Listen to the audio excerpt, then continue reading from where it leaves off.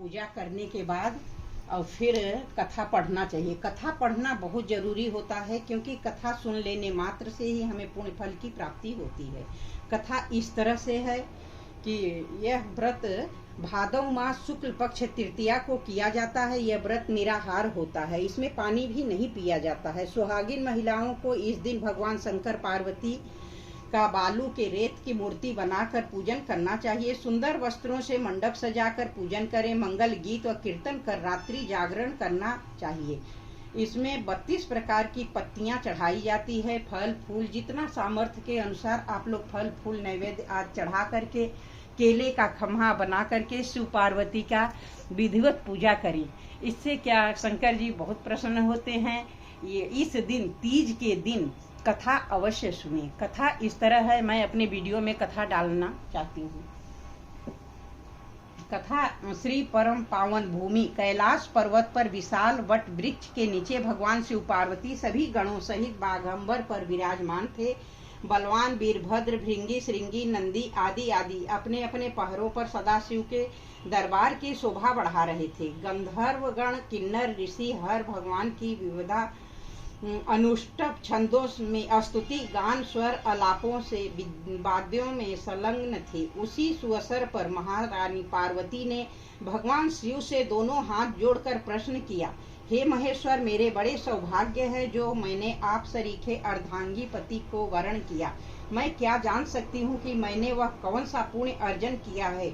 आप अंतर्यामी हैं, मुझ दासी को वर्णन करके बताने की कृपा करें। महारानी पार्वती जी की ऐसे प्रार्थना सुनकर शिव जी बोले, वरान ने तुमने अति उत्तम पुण्य का संग्रह किया था जिससे मुझे प्राप्त किया है। वह अति गुप्त व्रत है, पर तुम्हारे पर प्रकट कर रहा हूँ। वह यह है कि भाद्रपद मास के शुक्ल पक्ष की तीज का व्रत हरितालिका व्रत के नाम से प्रसिद्ध है। यह व्रत जैसे तारा गणों में चंद्रमा, नव ग्रहों में सूर्य, वर्णों में ब्राह्मण, देवताओं में गंगा, पुराणों में महाभारत, वेदों में सोम, इंद्रियों में मन, ऐसा यह व्रत श्रेष्ठ है।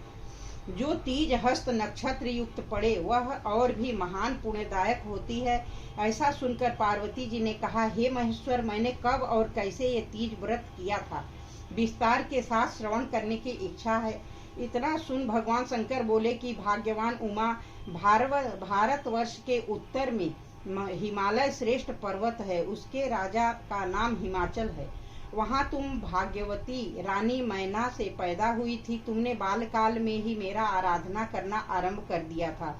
कुछ उम्र बढ़ने पर हिमालय की दुर्गम गुफाओं में जाकर सहेली सहित मुझे पाने हेतु तप आरंभ किया। तुमने ग्रीष्म ऋतु में बाहर चट्टानों पर आसन लगाकर तप किया, वर्षा ऋतु में बाहर पानी में तप किया, हिम ऋतु में पानी में खड़े होकर मेरे ध्यान में संलग्न रही।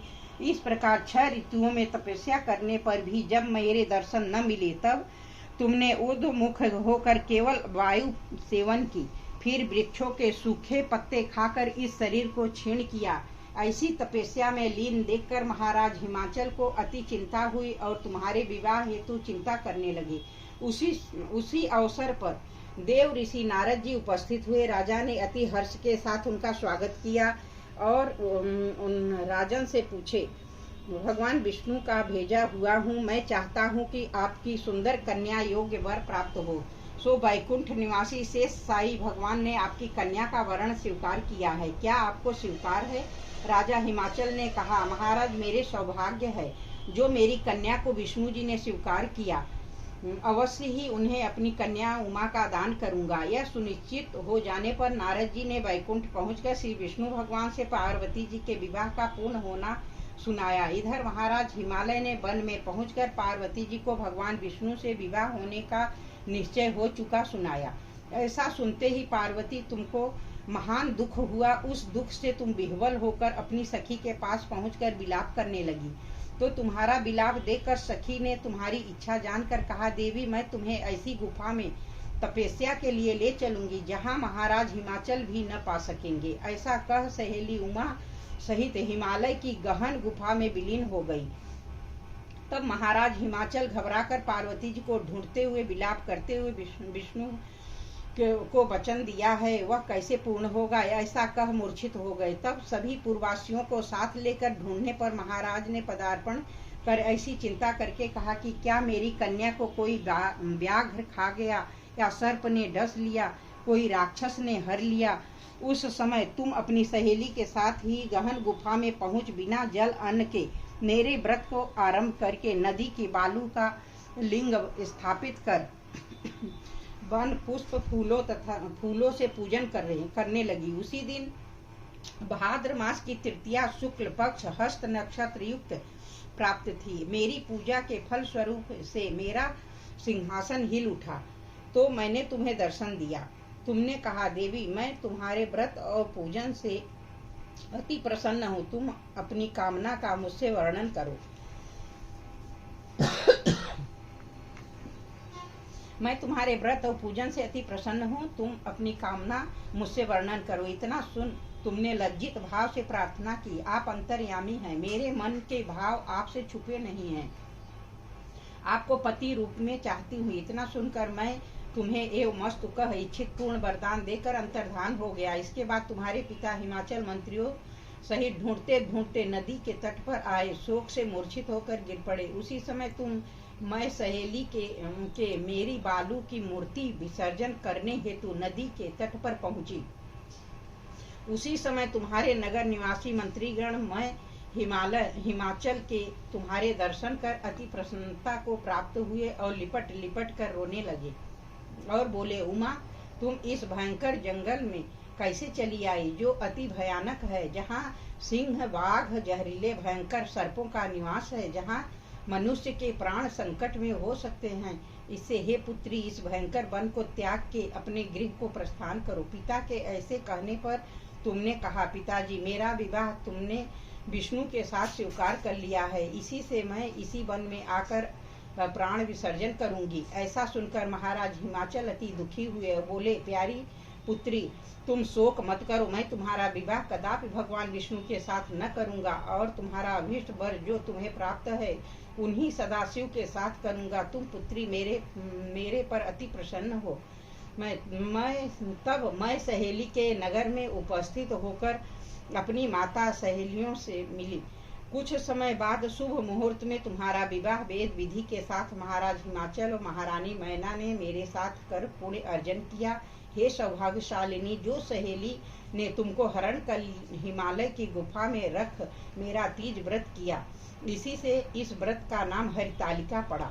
यह व्रत सब व्रतों का व्रतराज हुआ। इस प्रकार माता पार्वती ने कहा, प्रभु आपने मेरे मिलने की सुखद कथा सुनाकर मुझे प्रसन्न तो किया, पर इस व्रत के करने का विधान व फल मुझे नहीं सुनाया, इसीलिए कृपा करके मुझे इसके करने की विधि और पृथक पृथक फल भी सुनाइए। इतना सुनते ही भगवान शिव ने कहा, प्रिय मैं इस व्रतराज का संविधान फल सुना रहा हूँ। यह व्रत सौभाग्यवती नारी व पति चाहने वाली कन्याओं को करना चाहिए। यह व्रत भादों के शुक्ल पक्ष की द्वितीया की शाम को आरंभ कर तीज का व्रत धारण करे।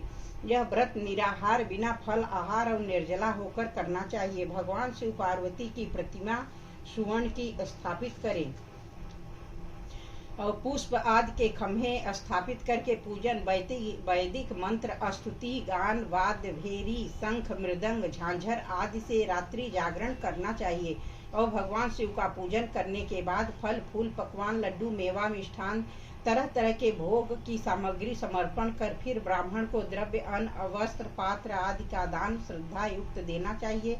भगवान शिव की प्राप्ति वस्तु को सिद्ध पंचाक्षरी मंत्र से नमः शिवाय कहकर समर्पित करना चाहिए। प्रार्थना करते समय अपनी कामना इच्छा को भगवान के सामने प्रेषित करें। फिर पार्वती जी ने नीचे लिखी प्रार्थना करें, जय जय जग माता मेरी भाग्य विधाता, तुम हो पार्वती शिव प्यारी, तुम दाता नंद पुरारी, सती संतों में रेख तुम्हारी, जय हो आनंद दाता, इच्छित वर मैं तुमसे पाऊं, भूल चूक को दुख न उठाऊं, भाव भक्ति को तुमसे पाओ, कर दो पूरन दाता। प्रार्थना के बाद पुष्पों को दोनों हाथों में लेकर पुष्पांजलि समर्पण करें। फिर चतुर्थी को शिवलिंग की किसी नदी या तालाब में विसर्जन करें। फिर 3 ब्राह्मणों को भोजन करा के दक्षिणा देवें। इस प्रकार यह व्रत पूर्ण करने से नारी सौभाग्यवती होती है और धन और पुत्र पौत्रों से सुखी जीवन व्यतीत करती हैं। कन्याओं को व्रत करने से कुलीन, विद्वान, धनवान वर को प्राप्त होता है। हे देवी, जो सौभाग्यवती नारी इस व्रत को नहीं धारण करती वो बार बार विधवा हो पुत्र शोक को प्राप्त होती हैं। जो नारी तृतीया के दिन व्रत रखकर चोरी से अन्न खाती है वो सुकरी का जन्म पाती हैं। जो फल खाती है वो बंदरिया योनि प्राप्त करती हैं। जो जल पीती हैं वो जोंक का जन्म लेती हैं। जो दूध पीती हैं सर्पिणी का जन्म ग्रहण करती हैं। जो नारी मांस खाती हैं वो बाघनी होती हैं। जो दही खाती हैं बिल्ली का जन्म पाती हैं।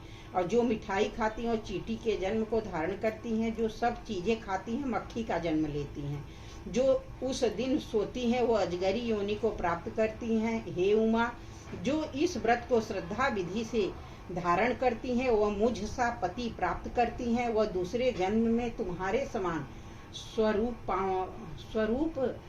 होकर के इस संसार में उत्तम सुख भोग के प्राप्त होती हैं, भोग को प्राप्त होती हैं। इस व्रत के करने के बाद नारियां शिवलोकवासी होती हैं। बोलिए शंकर पार्वती की जय। कथा इस तरह से है।